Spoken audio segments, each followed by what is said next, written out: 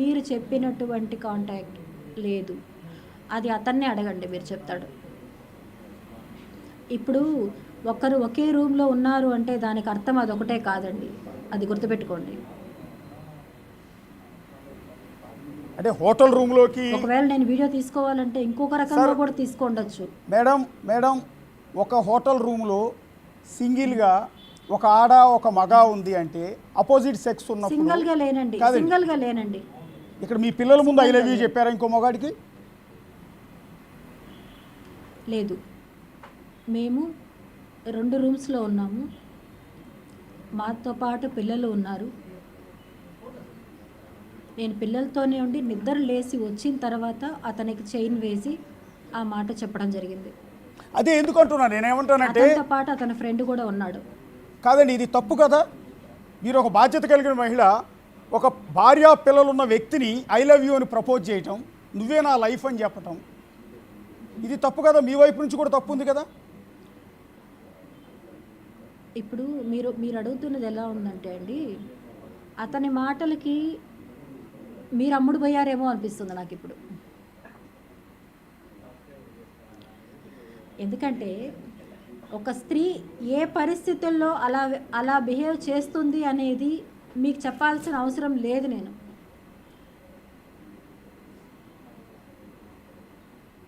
ఒకసారి థింక్ చేయండి.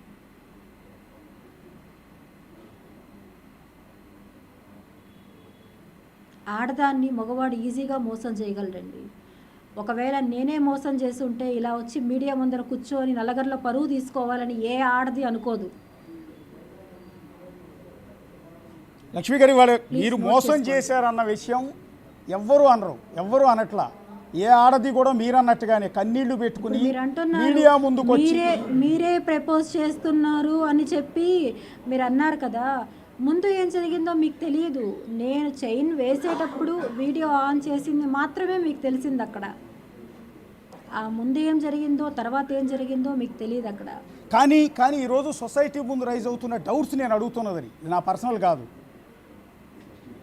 మీరు సమాధానం చెప్పుకునే అవకాశం దొరికిందండి. సొసైటీ లక్ష్మి గారిని సొసైటీ వాళ్ళకి కూడా చెప్తున్నానండి నేను. ఎవరైనా సరే వాళ్ళ కుటుంబంలో వాళ్ళకి జరిగిన క్షణం తెలుస్తుంది. ఇలా ప్రతి కుటుంబంలో జరుగుతున్నాయండి, ఇది కామన్ అయిపోయింది ఇప్పుడు. కాకపోతే ఎవరు అడుగు బయట పెట్టడం లేదు. పరువు పోతుందని, నలుగురిలో తక్కువ అవుతామని చెప్పి భయపడి రావట్లేదు. నేను కూడా ఇన్ని సంవత్సరాలు అలానే బాధపడ్డాను. కానీ ఇంకా నాకు తప్పని పరిస్థితుల్లో నేను అడుగు బయట వేశాను. నేను మీకు లక్ష్మి గారు మీకు ఒక క్లియర్ పిక్చర్ కిరణ్ రాయల్ ద్వారా మీరు మోసపోయిన తర్వాత మీకు ఈ పాయింట్ అర్థమైంది. మీలాగా ఇంకొంతమంది బాధితులు అట్లా మోసపోకుండా ఉండటానికి నేను పోరాటం చేస్తున్నాను అనేది మీరు చెప్తున్న పాయింట్, అంతేనా? నేను నా తర్వాత వచ్చిన అమ్మాయి వాళ్ళ ఇంటికి కూడా వెళ్ళి చెప్పానండి. నేను మోసపోతుంది మీ అమ్మాయి, జాగ్రత్త, నేను వాళ్ళ ఇంటికే వెళ్ళి చెప్పేసి వచ్చాను. ఇక్కడ బేసిక్గా సొసైటీలో మీరు ఇందాక ఒక పాయింట్ అన్నారు, చాలా వాల్యుబుల్ పాయింట్ అండి. ఈ సందర్భంలో ఒక వాల్యుబుల్ పాయింట్ వచ్చింది కాబట్టి ఒక మాట చెప్తున్నాను. మగవాళ్ళందరూ మంచివాళ్ళు కాదు, మంచివాళ్ళందరూ మగవాళ్ళు కాదు. ఫస్ట్ ఆఫ్ ఆల్ ఒక మగాడిగా పబ్లిక్గా ఒక టీవీ ఛానల్లో యాంకర్ పొజిషన్లో కూర్చుని హోస్ట్గా కూర్చుని ఒక మాట చెప్తున్నాను. చాలామంది ఒక తిరుపతి కాదు, ఒక విజయవాడ కాదు, ఒక వైజాగ్ కాదు, ఒక నెల్లూరు కాదు, ఒక అనంతపురం కాదు, ఒక కర్నూలు కాదు, లేకపోతే ఒక వరంగల్ కాదు, ఒక నిజామాబాద్ కాదు, ప్రతి చోట ఇలాంటి కిరణ్ రాయల్స్ ఉన్నారు. వీళ్ళు చేసే పని ఏంటంటే ఉద్యోగం చేయరు, వ్యాపారం చేయరు, ప్రతిరోజు జిమ్ముకు మాత్రం వెళ్తారు, కాస్త కండలు పెంచుతారు, కాస్త అందంగా స్టైల్గా కనపడటానికి. మీలాగా ఒంటరి మహిళ ఎవరు కనపడతారా, ఎలా ట్రాప్ చేయొచ్చు, అది కూడా డబ్బులు ఉన్న అమ్మాయి. ఇందాక నేను చెప్పాను, కాఫీ హౌస్కి వెళ్తే కాఫీ బిల్లు కట్టించే అమ్మాయి కాదు, బిల్లు కట్టే అమ్మాయి కావాలి. అలాంటి వాళ్ళని ట్రాప్ చేసి బతికే వెధవలు లోకం నిండా ఉన్నారండి, అడుగడుగునే ఉన్నారు. మీ గల్లీలోనే కాదు, మీ పక్క గల్లీలోనే ఉన్నారు, దేశం అంతా ఉన్నారు. అట్లా అదే పనిలో ఉన్నారు కొంతమంది. ఆడవాళ్ళ ద్వారా సంపాదించే వాళ్ళు అడుగడుగునే ఉన్నారు. నేనేమంటానంటే ఇందాక నుంచి మిమ్మల్ని రైట్ చేస్తున్న పాయింట్ అదే. నేను మీ బాధ్యత మీరు ఎందుకు మర్చిపోయారు అని నేను మిమ్మల్ని గుర్తు చేస్తున్నా. మీరు లేని వాళ్ళు కాదు, నేను మర్చిపోలేదండి. నా బాధ్యత నేను మర్చిపోలేదు. ఇక్కడ అతని చేత మోసపోయాను. ఎందుకంటే నేను అన్నీ నీకు బ్యాక్ చేస్తాను, నువ్వు ఇచ్చిన దానికన్నా రెట్టింపు నీకు నేను చేస్తాను అని చెప్పి అతని మాటలకి నేను మోసపోయాను. నేను ఇందాక మీరు ఒక ఆడియో ప్లే చేశారు నేను ప్రెస్ మీట్లో. మోసపోయిన ఒక మహిళని నేను. ఎస్, మీరు ఇప్పుడు వాళ్ళు మోసపోయారు కాబట్టే ఏ ఆడది కూడా తనకు నష్టం జరగకుండా కష్టం జరగకుండా కన్నీళ్లు పెట్టుకుని జనాల ముందుకు రాదండి. నిన్నటి వరకు లక్ష్మి అంటే ఎవరికి తెలియదు, కానీ వాళ్ళ తెలుగు రాష్ట్రాలు మొత్తం తెలుసు, తెలుగు వాళ్ళు ఎక్కడున్నారో అంతమందికి తెలుసు. కొంతమంది బాధితురాలుగా చూస్తారు, కొంతమంది మిమ్మల్ని తప్పుపడుతూ ఉంటారు, కొంతమంది మీకు సపోర్ట్ చేస్తారు, కొంతమంది విమర్శిస్తారు, కొంతమంది మీకు సపోర్ట్ చేసినట్టుగానే మీ ముందుంటూ మీ వెనక సూటిపోటు మాటలతో మిమ్మల్ని పొడుస్తూ ఉంటారు బాధలో ఉన్న మహిళని.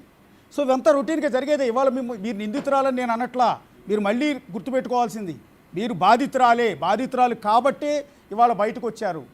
కానీ ఇవాళ మీ ద్వారా జనాలకు చెప్పాల్సింది ఏంటంటే, ఇలా వెధవులు చాలామంది మగవాళ్ళు ఉంటారు, వాళ్ళందరూ ట్రాప్లోకి తీసుకునే ప్రయత్నం చేస్తారు, వాళ్ళ వల్ల పడొద్దని చెప్పండి.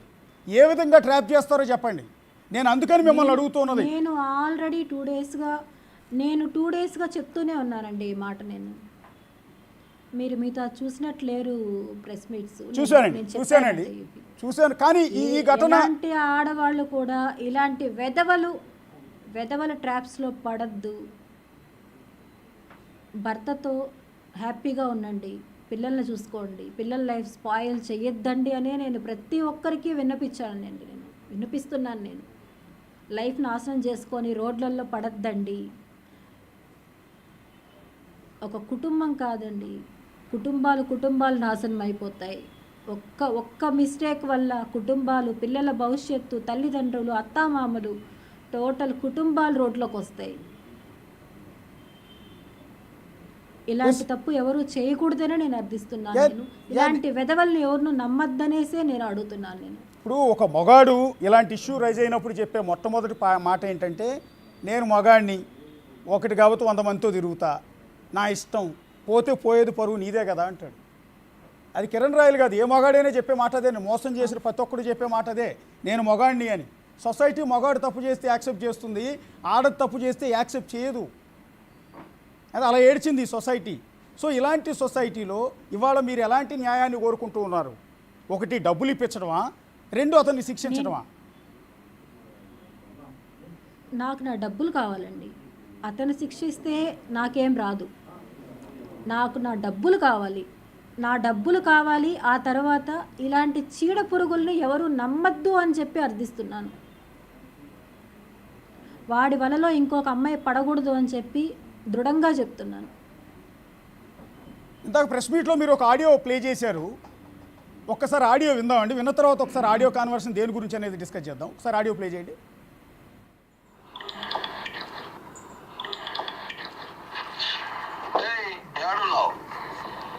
కాల్ చేస్తున్నా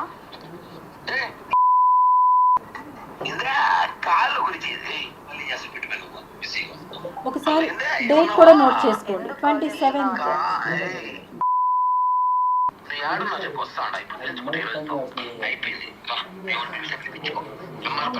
ఫోన్ చేసి రమ్మని చెప్పి వస్తున్నా. ఏది పెద్ద పూకను ఏమైనా నీ కాలు నాకేనా, నీ కాలు నేను పట్టుకే ఏడ్రా.